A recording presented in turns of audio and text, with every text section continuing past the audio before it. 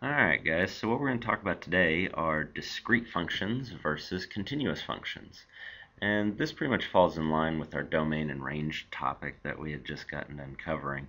And in fact, we'll actually further that idea a little bit later on in this lesson.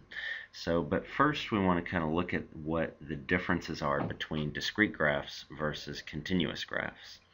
And as we kind of mentioned or alluded to in the sting, when I looked at my graph, I had just plot points, whereas on the graphs that we normally look at for domain and range, they had plot points as well, but those plot points were connected by a line.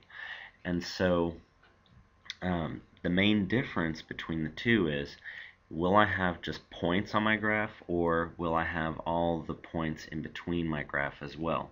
So some real life examples of, say, a continuous graph would be something like the amount you get paid by the hour, so your hourly wage. And then another example could be, say, if you're going to the grocery store and you're buying bananas, or if you're going to the hardware store and you're buying nails, but you have to buy nails by the pound in this case. So I'm going to leave that out. So some examples of discrete functions would be, say, something from the dollar menu.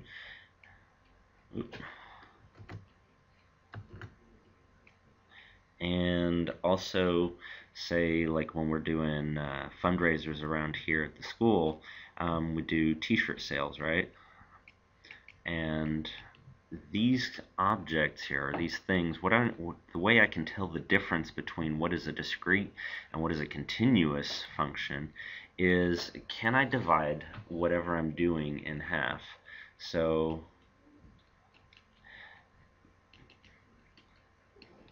can I divide it in half and still be able to have it, or use it? So let's take this idea of, can I divide it in half? If I go to the dollar menu and I ask for a half of a hamburger, are they going to allow you to do that? And obviously no. Same thing with a t-shirt. Am I allowed to buy half of a t-shirt? No. And so all of these objects here, if I were to, say, draw a graph of it, it would look something to the effect of this. I have 0 t-shirts, I have made 0 money. If I sell 1 t-shirt, I've made say $7. If I've sold 2 t-shirts, then I've made $14, and so forth, right?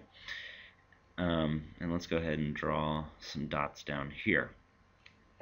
Now, if I'm looking at, say, my hourly wage, and let's say I get paid $10 an hour, all right, $10 per hour. If I work 0 hours, I make $0. Let's say I work 1 hour, then I've made a total of $10. And if I work 2 hours, I've made a total of $20. Now, the difference between what I've drawn here versus what I've drawn here is, can I do an hour and a half's worth of work and get paid $15? And can I do just a half an hour's work and only get paid $5? The answer is yes. And actually, I can keep going in between those values. And so I actually get to connect my lines and draw my nice little graph right here. And let's go ahead and continue this down in this direction as well. So when I'm asking myself, am I looking at a discrete graph versus a continuous graph, really what you want to do is ask yourself, can I do the in-between values? So there, we'll do it in white. Can I sell 1.5 t-shirts and make, what would that be? What's $10.50? And the answer to that is no. And so that's why selling t-shirts is discrete versus buying bananas or having an hourly wage is continuous, because I can buy 1.5 pounds or 1.25 pounds of bananas, but I can't do that with other things like the dollar menu, t-shirts, Paper, I can't go to the store and buy half of a ream of paper. I can't buy a half of a pencil. A lot of things that we do are actually discrete, and it's actually a lot harder to find something that's continuous. Alright, so coming back to the idea of domain and range with discrete versus continuous functions, we also want to come up with the idea of reasonable domain and range. So let me write that down right here, reasonable domain and range, okay? And the reason we want to bring this up is because in the real world, this kind of a graph here for the number of shirts we sold versus the amount of money we make, this graph is actually not accurate. And it's the same for this graph that we have right here. And let me get rid of the bananas since we're not talking about bananas anymore, but sure am hungry for some lunch. Alright, and so this is going to be the number of hours we work versus how much money we make, right? And so if I look at the domain of this, I can see that my graph goes, on the x value, goes all the way out to negative infinity. So the domain of what I've drawn is negative infinity to positive infinity. And the range also goes all the way down to negative infinity and goes all the way up to the top to positive infinity. But we know that's not really reasonable because I can't make an infinite amount of dollars for a day because there's only so many hours within the day.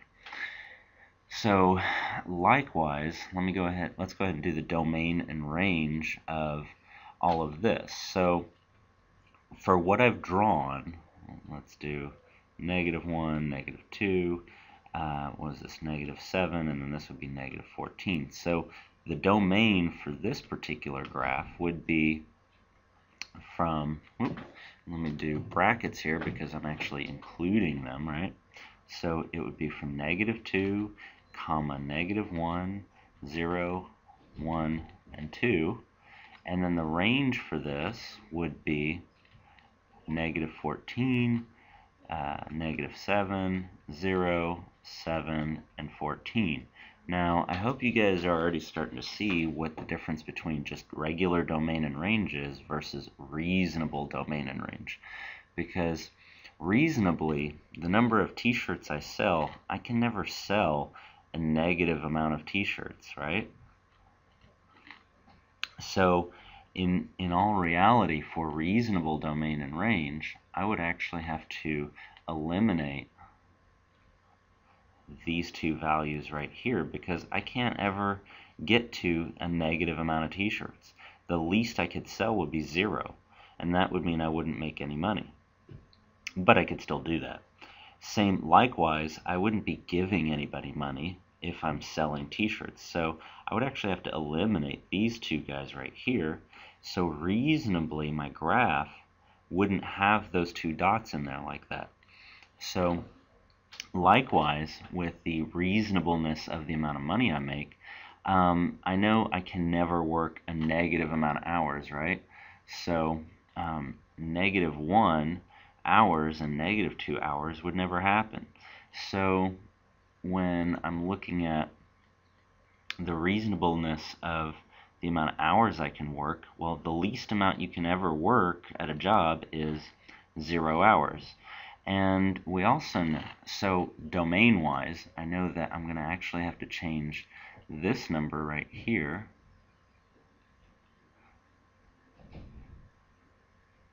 to a minimum of what value do you think? And I hope you're thinking 0. Because the least amount of hours you can work in a day are 0 hours. The least amount of money you can make is $0, right? Now, coming back to the domain here, if we're talking about within the day, the most amount of hours I could work within a day is what? 24? And we even know that's not really reasonable, but just for the amount of hours within a day, let's just go ahead and do that. Reasonably, or in real life, the most amount of hours, if I wanted to, would be 24 hours, right? And if I did happen to work 24 hours, how much money would I have made at $10 an hour? Well, the answer to that would be $240, right? And so reasonably, the domain and range would be from 0 to 24. So 0 hours to 24 hours within a day, and reasonably I can make $0 anywhere from $240.